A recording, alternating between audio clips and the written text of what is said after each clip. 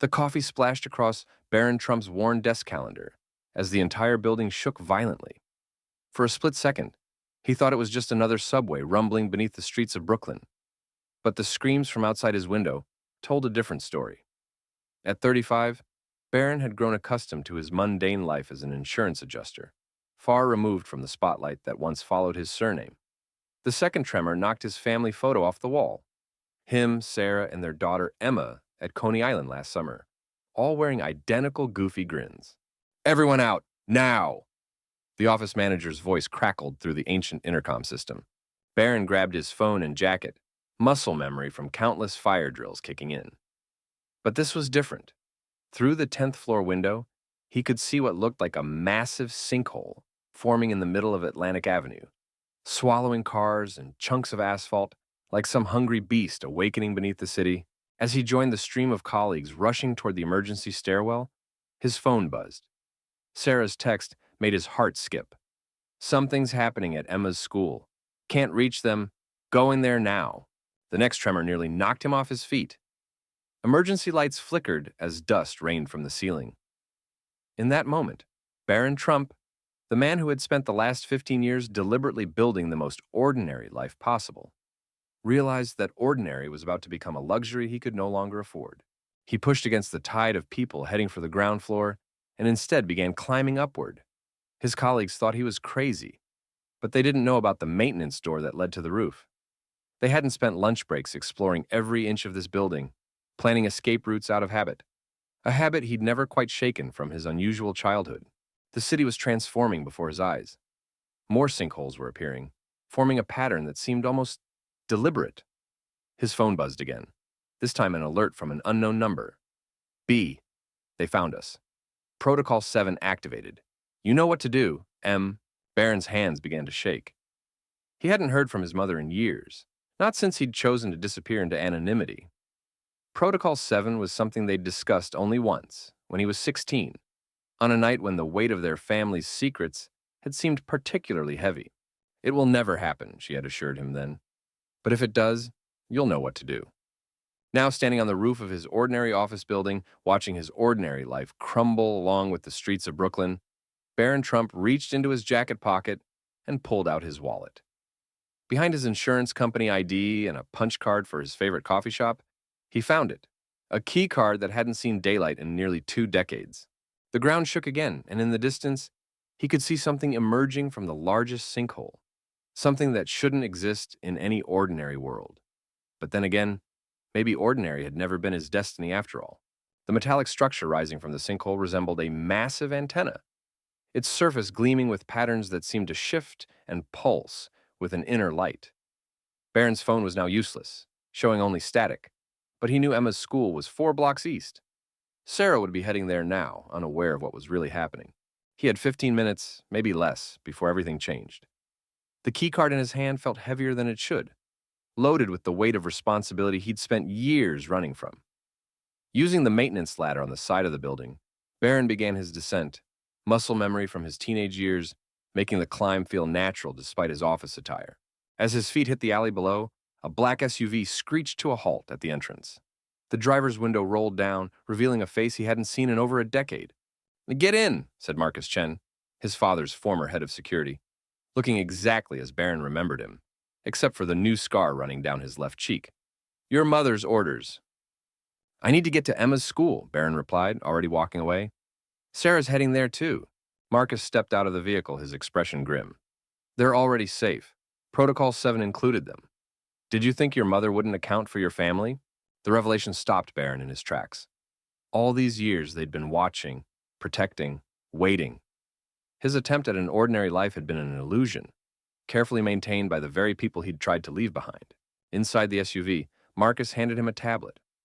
On the screen, live footage showed Sarah and Emma being escorted into what appeared to be a bunker beneath the Natural History Museum. They looked scared but unharmed.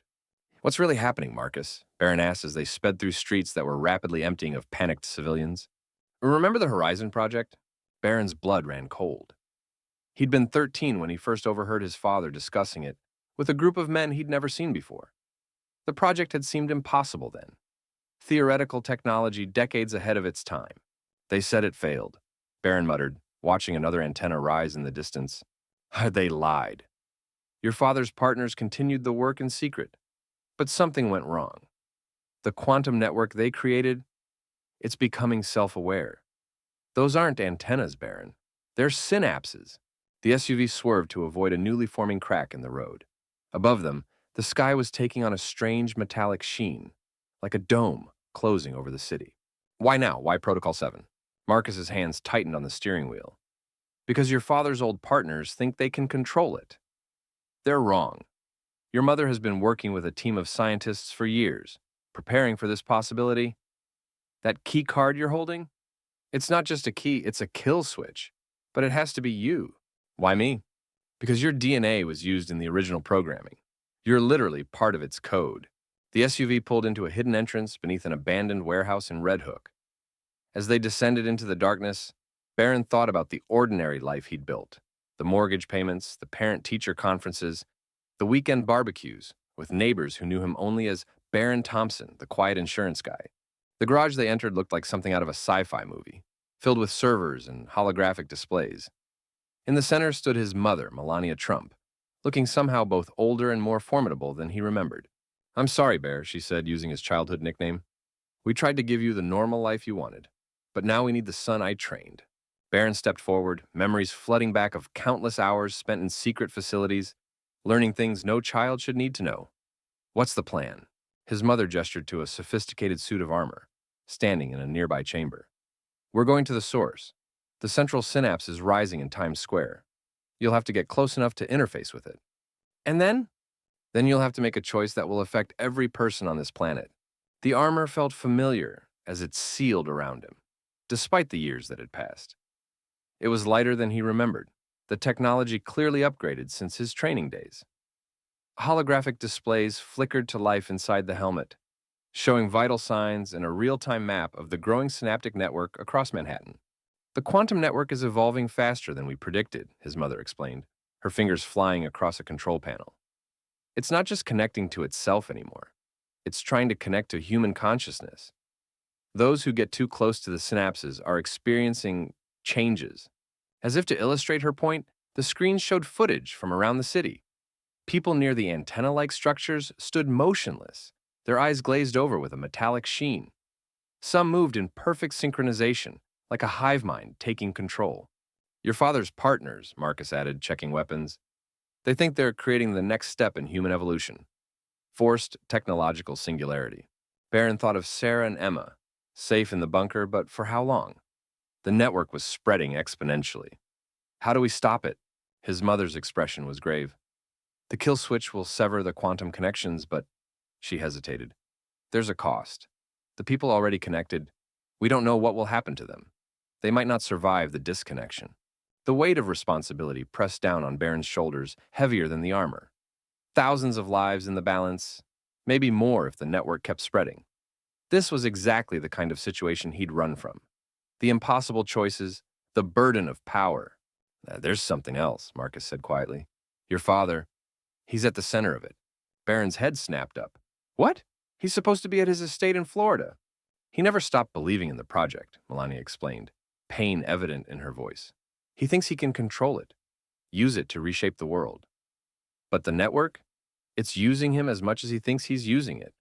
The ground shook again, more violently this time.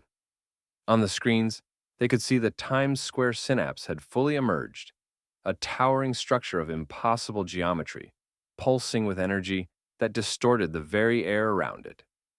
And at its base, surrounded by the synchronized masses, stood Donald Trump. We have to move now, Marcus urged, heading toward an armored vehicle. The network's influence is spreading faster than our jammers can block it. As they prepared to leave, Barron caught his mother's arm. All these years? Why didn't you tell me you were preparing for this? She cupped his face with her hand like she used to when he was small.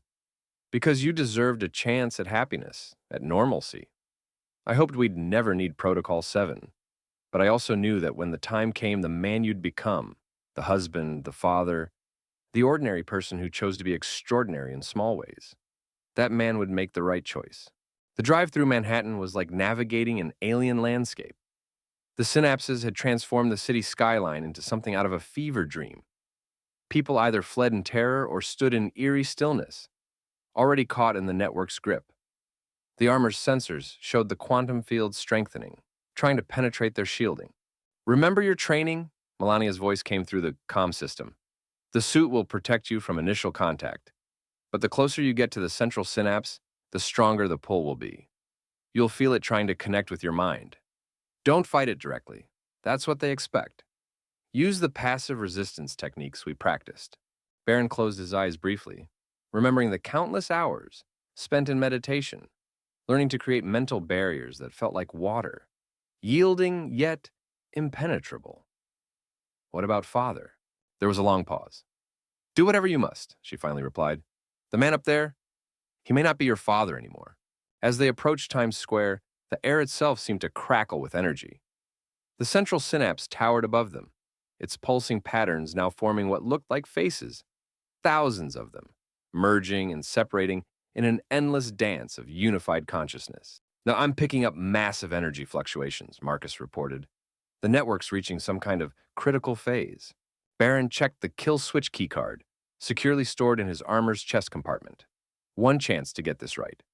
One chance to save not just his family, but possibly humanity itself from a transformation they never chose. The irony wasn't lost on him. The man who'd spent his life avoiding the spotlight was now the only one who could step into it and make a difference. Time to move, Marcus announced, bringing the vehicle to a stop behind an overturned bus. Sensors show a path through the quantum interference. You'll have about 10 minutes before the field density becomes too high for the suit's shielding. Barron stepped out into chaos. The air shimmered like a heat mirage, and he could feel the network's pull even through the armor. A siren song promising unity, understanding, transcendence. Around him, the connected people turned in unison, their metallic eyes fixing on him with unsettling recognition. They know you're here, his mother's voice crackled through the comm. The network recognizes your DNA signature. Use it. Let it think you're coming to join them. Moving through the crowd was like walking through a living dream. The connected humans parted before him, creating a path toward the central synapse. Above, the structure seemed to pulse faster, more eagerly. And there, at its base, his father stood with arms raised, looking more vital and powerful than Barron had seen him in years. My son, Donald Trump's voice boomed, but it wasn't quite his voice anymore. It carried harmonics that seemed to resonate with the synaptic towers themselves. You've come to witness the revolution, the greatest merger in history, humanity ascending to its true potential. Barron kept walking forward, each step measured, remembering his training. Don't fight the pull. Flow with it, like water around a rock. Dad, he called out, this isn't the way. The network isn't a tool you can control. It's changing you. Change? His father laughed, the sound echoing unnaturally. I've never been more myself. Look around you. No more division, no more chaos. Perfect unity. The closer Barron got, the stronger the network's influence became. Through his helmet's display, he could see the quantum field trying to interface with his mind, searching for ways through his mental defenses. Images flashed through his consciousness. Emma's first steps, Sarah's smile on their wedding day, ordinary moments that suddenly felt extraordinarily precious. I can give them everything, his father continued, gesturing to the connected masses. I can give you everything. No more hiding in mediocrity. Take your rightful place. 20 feet away now. The kill switch felt like it was burning through his armor. The connected people were closing in behind him, cutting off his retreat. In his ear, the comm crackled with increasing interference. Barron, field density. Critical. Have to, now. 15 feet. His father's eyes were completely silver now, mirrors reflecting the pulsing patterns of the synapse above. 10 feet. The armor's warnings were blaring. Quantum field penetration imminent. Hey, Dad? Barron tried one last time. Remember when I was a kid? You told me that true strength isn't about power over others. It's about the power to choose who we want to be. Something flickered in Donald Trump's metallic gaze. A moment of recognition, of humanity. But then the network surged, and his father's face contorted into a mask of alien determination. Now the time for choices is over, the hybrid voice declared. The merger cannot be stopped. Your resistance is The words cut off as Barron activated his armor's final protocol. The outer shell burst apart, releasing a localized EMP that momentarily disrupted the quantum field. In that split second of confusion, he lunged forward, tackling his father away from the synapse's base. They hit the ground hard, and Barron rolled, pulling the kill switch card from his chest compartment. His father was already recovering, the network's power flowing through him. Around them, the connected masses moved in, their synchronized movements now aggressive. "I'm sorry, Dad," Barron whispered, and thrust the kill switch into the synapse's interface port. The world exploded into light. The light was followed by a sound that defied description. A scream of 1,000 voices merged into one, both digital and organic. The synapse tower pulsed erratically, its patterns becoming chaotic. Through the quantum field, every connected person felt the disruption, including Donald Trump, who convulsed in Barron's arms. "You hold him steady," Marcus's voice cut through the chaos as he rushed forward with some kind of medical device. The disconnect shock could kill him. The connected masses were collapsing like puppets with cut strings, the network's hold on their minds severing violently. Barron held his father tightly, watching the silver drain from his eyes, replaced by confusion and pain. "The other synapses are collapsing," his mother reported through the comm, her voice tight with concern. "Casualty reports coming in. Most of the connected are alive but unconscious. Medical teams are deploying." The sky above Manhattan was clearing, the metallic sheen dissolving like morning fog. The towering structures were crumbling, dissolving into quantum particles that dissipated harmlessly into the atmosphere. But Barron barely noticed any of it, focused entirely on his father's irregular breathing. "Barron?" Donald Trump's voice was weak, human again. What did I do?" "It wasn't you, Dad." "Not really." Barron helped him sit up as Marcus administered some kind of stabilizing injection. "You just got caught up in an impossible dream. The network." His father's eyes widened with remembrance. "It showed me everything we could become. Perfect unity. No more conflicts, no more divisions. It seemed so beautiful." "Beauty built on stolen choice isn't beauty at all," Barron replied, thinking of his ordinary life, of Emma's messy art projects on the fridge, of Sarah's off-key singing in the shower, of all the imperfect moments that made life worth living. Recovery efforts took weeks. The world struggled to understand what had happened in New York, but most of the evidence had conveniently dissolved away. Barron's mother's organization made sure the official story involved a failed technological experiment and mass hallucinations. Few knew how close humanity had come to losing its individuality. Donald Trump retired from public life, the experience having fundamentally changed him. The network had shown him unity, but Barron's choice had shown him something more valuable: the courage to remain human, with all its flaws and limitations. 1 month after what the media called the Manhattan incident, Barron stood in his backyard in Brooklyn, grilling burgers for a Sunday family dinner. Sarah was setting up the patio table, while Emma chased their newly adopted dog around the yard. His mother and father would be arriving soon, their first normal family gathering in decades. "You know," Sarah said, wrapping her arms around him from behind, "for an ordinary insurance adjuster, you make a pretty extraordinary hero." Barron smiled, flipping a burger. "I'm just glad to be back to being ordinary." "Are you?" she asked, raising an eyebrow. "The world almost ended, you saved humanity, and now you're just going back to reviewing claims?" He turned to face her, seeing the love and understanding in her eyes. Ordinary doesn't mean insignificant. Every day, people choose to be kind, to be honest, to do what's right even when it's hard. Those small choices, they're what really save the world, over and over again. The doorbell rang, and Emma ran to answer it, excited to see her grandparents. As Barron watched his family come together, his mother's elegant grace, his father's humbled wisdom, his daughter's boundless joy, his wife's knowing smile, he realized that maybe there was no such thing as an ordinary life after all. Every life was extraordinary in its own way. You just had to pay attention to see it. The quantum network had promised perfect unity, but looking around his backyard, Barron saw something better: genuine connection, chosen freely, treasured despite, or perhaps because of, its imperfections. He'd spent years trying to escape his extraordinary origins, only to discover that true extraordinariness lay in the simple choice to be oneself, to love deeply, and to face each day with courage, whether that meant saving the world or just being a good husband, father, and son. As the sun set over Brooklyn, casting long shadows across their small yard, Barron Trump, insurance adjuster, family man, and reluctant hero, raised his glass in a quiet toast to ordinary miracles and the extraordinary power of choice. 6 months after the Manhattan incident, life had settled into a new rhythm. Barron had returned to his job at the insurance company, though he'd accepted a promotion that allowed him to work remotely more often. His colleagues noticed subtle changes in him: a quiet confidence, a deeper appreciation for the mundane moments that filled their days. The world had changed too, though most people couldn't quite put their finger on how. Those who had been connected to the network reported strange dreams, fragments of memories that felt both foreign and familiar. Support groups formed, helping people process their experiences. Barron occasionally attended these meetings anonymously, listening to stories that reminded him how close they'd come to losing everything. His father had transformed the most.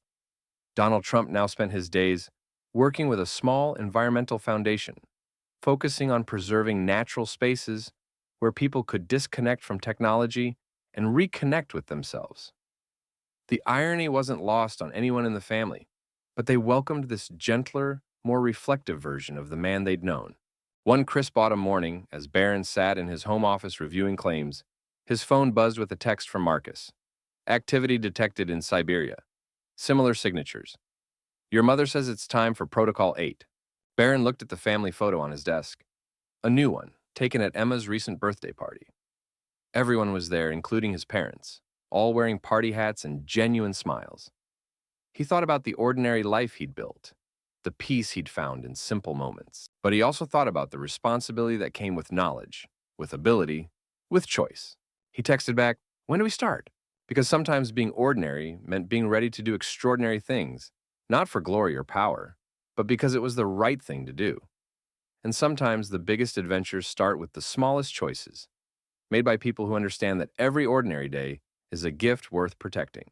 As he closed his laptop and reached for the hidden panel in his office wall where a newer, more advanced suit waited, Barron Trump smiled. Maybe this was his real ordinary life all along. Husband, father, insurance adjuster, an occasional guardian of humanity's right to choose its own path. After all, every great story needs a sequel.